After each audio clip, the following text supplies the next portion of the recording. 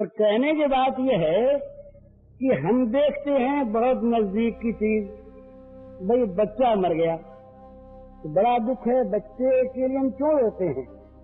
हमारी बच्चे में ममता थी इसलिए रोते हैं। तो बच्चे बहुत मरते हैं, अड़ोस पड़ोस में मरते हैं, गांव में मरते हैं, देश में मरते हैं, न मालूम कितने बच्चे मरते हैं। पर जिस बच्चे में हमारा ममत्व है, हमारी ममता जहाँ पर है वहाँ रोते तो रुलाती है, वो ममता बच्चा नहीं रुलाता।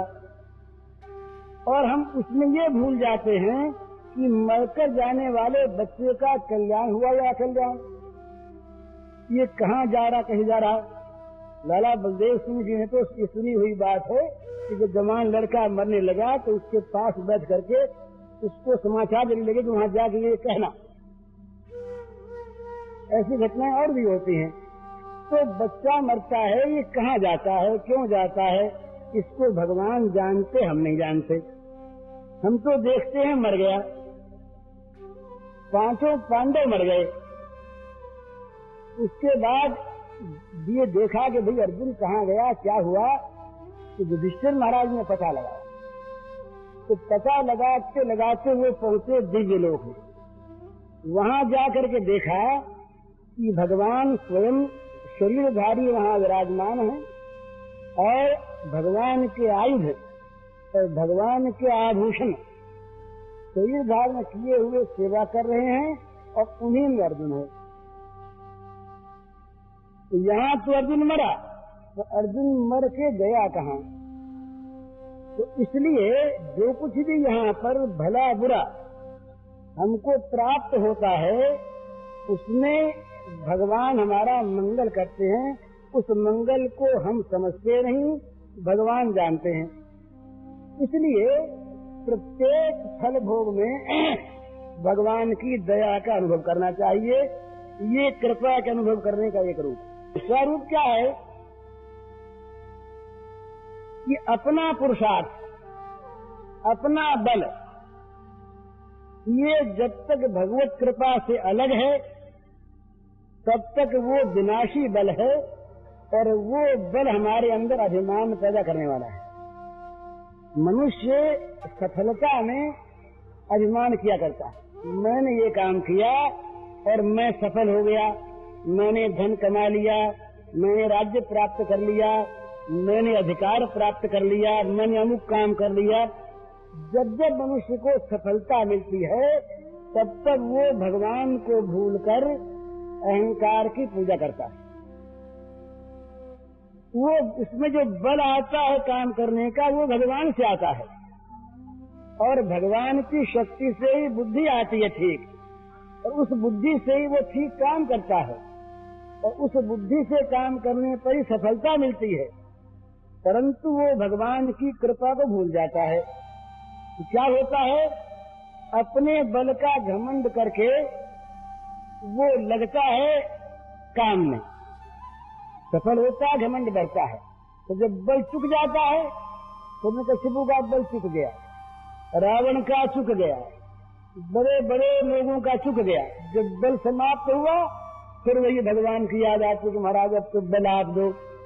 फिर बल कहाँ से आवे? तो भाई कहने की बात यह है कि असली बात, सच्ची बात तो यह है कि जो कुछ भी हम कर सकते हैं वो भगवान की कृपा के बल से करते हैं। न कोई माने तो भाई जब तक बल है तब तक करते रहे, फिर तो उधर देखना ही पड़ेगा, क्योंकि वो शक्ति का केंद्र वहां है।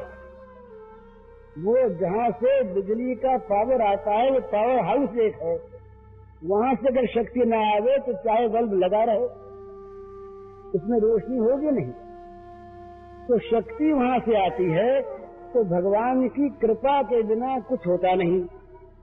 इसलिए अपने बल का भरोसा छोड़कर, अपने बल का विश्वास छोड़कर, अपने पौरुष का, अपने पुरुषार्थ का गर्व छोड़कर अपने आप को भगवान की कृपा पर निर्भर कर दे। एक और बात है,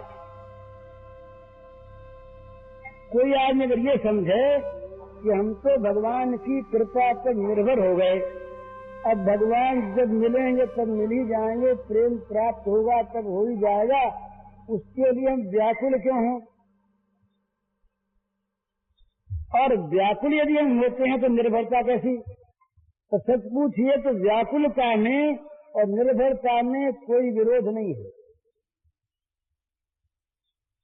भगवान के लिए जो व्याकुल है उसके पास अपना बल नहीं है।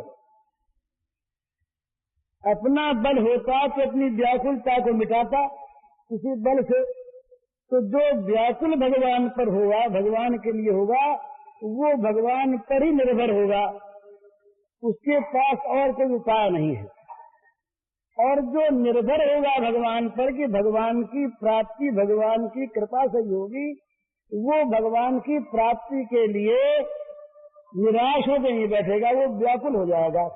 तो इससे एक बात सिद्ध ये समझ लेने की है कि जिसको भगवान की पर निर्भरता है वो आलसी नहीं है, वो साधनहीन नहीं है, वो कुछ साधन को छोड़ बैठा हो।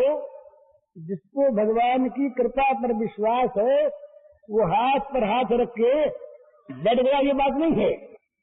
वो भगवान की दी हुई जितनी ताकत है उस सारी ताकत को लगाकर एक तरफ वो पूरा पूरा साधन करता है जितना उससे बन सकता है, परंतु उसके मन में उस साधन का आश्रय नहीं है, उस साधन का भरोसा नहीं है। वो साधन भी आता है कृपा से ही, तो साधन बनता भी है कृपा से ही, तो साधन में सिद्धि भी होती है कृपा से ही। ये विशेषता भगवान एक आदमी के पास नाम जप करने के